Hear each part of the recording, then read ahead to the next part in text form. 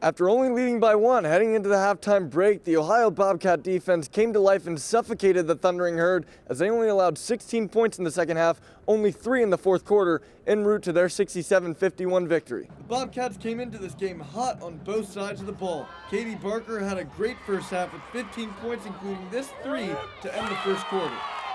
I can kind of feel it after my first shot, how the ball is coming off my hand, and I just felt it tonight, I guess. Marshall would storm their way back into the game with an 11-0 run to end the half. With only a 1-point lead, the Bobcats would look to their defense for help. The Bobcats ended the night with 13 steals, 4 blocks, and 20 forced turnovers.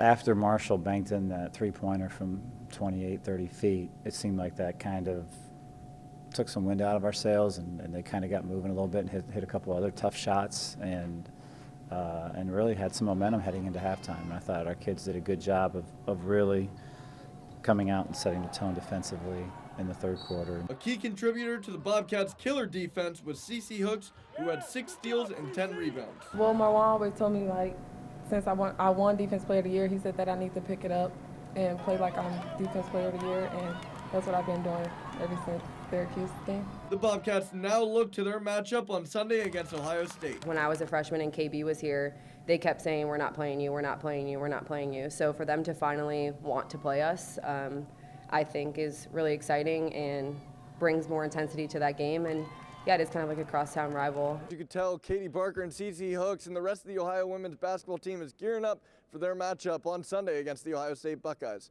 For Bobcat Showcase, I'm Jack Demmler. Welcome back to Newswatch. I'm Jack Demmler. Fresh off of a 75-65 victory at Eastern Michigan on Thursday, the Ohio women's basketball team returns to the Convo to host Kent State.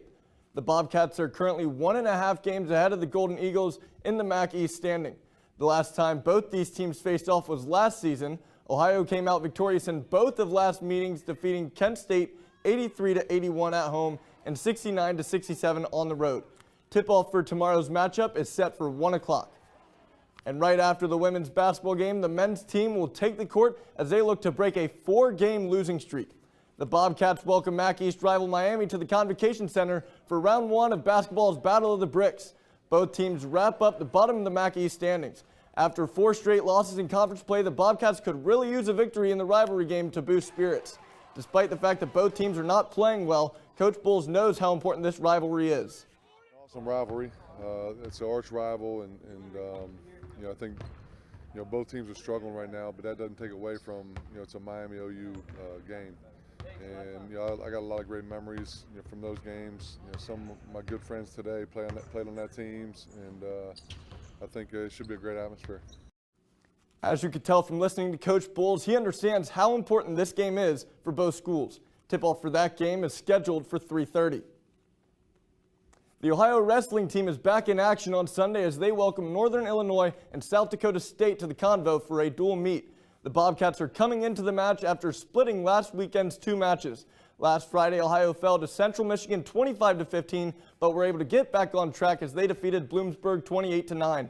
The Bobcats will look to build off of last week's victory during the dual meet. The dual meet is scheduled to start at noon on Sunday.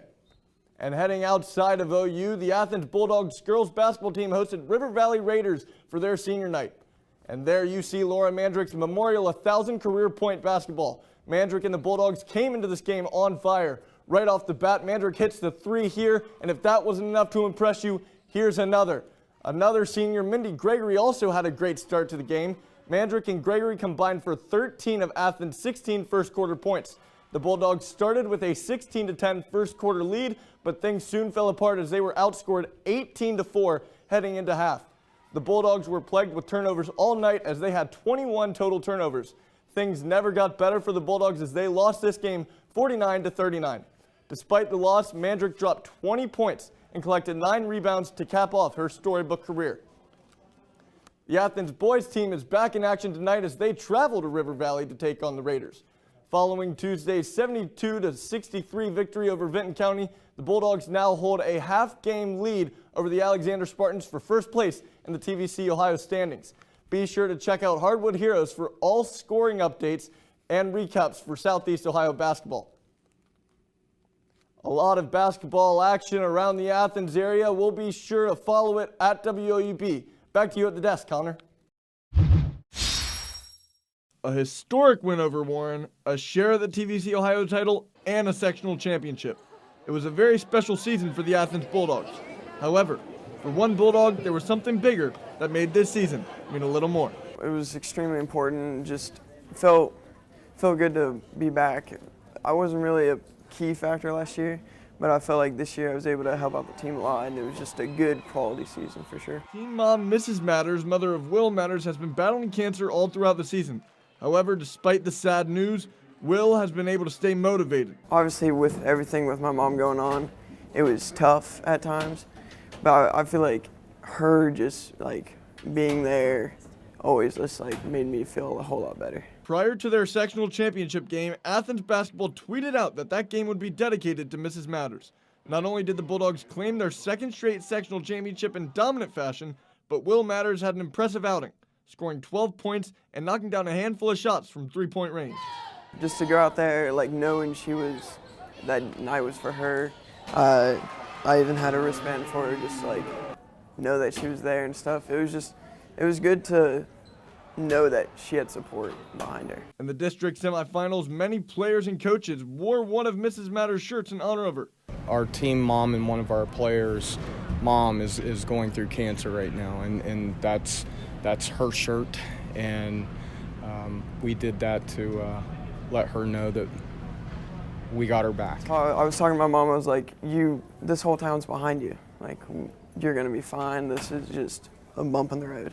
From all of us at Hardwood Heroes, we send our best wishes to Mrs. Matters and the Matters family. For Hardwood Heroes, I'm Jack Demmler. From Pomeroy to the Plains, we welcome Jack Demmler to the show to talk about the Athens Bulldogs. And Jack, we hear the name every week. How was Laura Mandrick against two of the tougher teams in the conference? Well, T, we talk about mob mentality, and Laura Mandrick is the best example of that for this Lady Bulldogs team. Mandrick was a force to be reckoned with on Monday as she dropped 18 points against Nelsonville York to become Athens' fourth all-time leading scorer. Many of her points came inside the paint as she forced her way through the defense.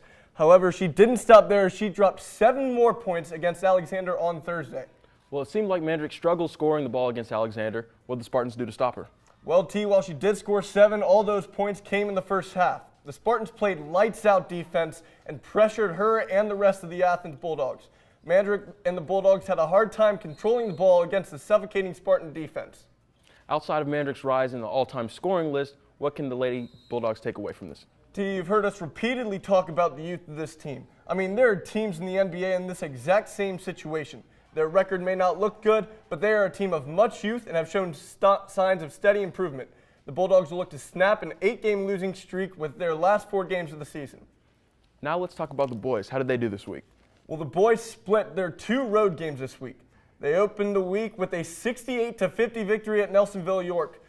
Athens has now won 17 straight games against the Buckeyes. Against Meggs, the Bulldogs started off hot with a 14-4 lead, but soon fell apart.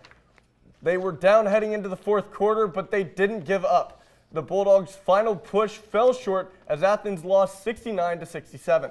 What went wrong for them against Meggs? The Bulldogs suffered a lot of turnovers in key parts of the game, giving Meggs plenty of offensive opportunities. And I'm sure they had some key players. This week was all about the band of the Bradens. Braden Whiting had 24 points against NY and 14 against Meggs on Friday. Braden Markins had a double-double of 21 points and 13 rebounds against the Buckeyes and had 22 points against the Marauders. Common theme with the two Bradens. You know, they're outstanding. I wouldn't trade them for any guard duo in the league. You know, they've been doing this all year. This Athens team alone has a lot of options for all hero team. It'll be hard to leave any one of these players out. Absolutely. It'll be a tough decision, especially when it comes to Athens, but I know we can make it right. Thanks, Jack. Grit, hard work, and determination. That's what it takes to be a Bulldog, and the Bulldogs showed all those characteristics here tonight as they hosted the Warren Warriors. What's up, Hardwood Nation? I'm Athens reporter Jack Demmler, and the Athens Bulldogs needed a late 4th quarter push with their hard work and determination to take down the Warriors 77-65.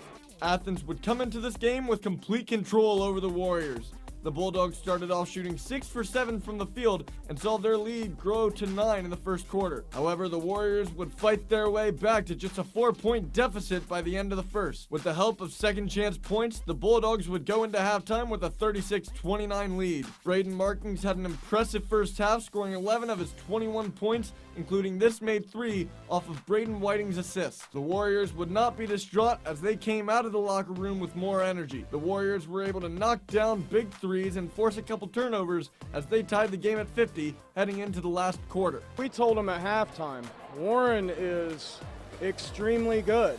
They are going to make runs. They're just not going to lay down. And they didn't. And they made a run. And I thought they made a couple runs tonight, and I thought our guys responded well. After being tamed by the Warriors in the third quarter, the Bulldogs would come back with more intensity. Starting off with a 6-0 run, the Bulldogs stepped on the gas and didn't let up. I told our guys, just go win one quarter. Just go win one quarter. Isaiah Butcher played a big role as he finished the game with 15 points and 16 rebounds. Braden Whiting also had an impressive outing as he finished the game as the team's second leading scorer with 18. The Bulldogs look to build off this historic victory as they travel to Marietta to take on the Tigers. But the coverage doesn't stop there. Don't forget to add us on Snapchat, follow us on Twitter, like us on Facebook, and go to woub.org/heroes. I'm Jack Demmler reminding you to be heroic.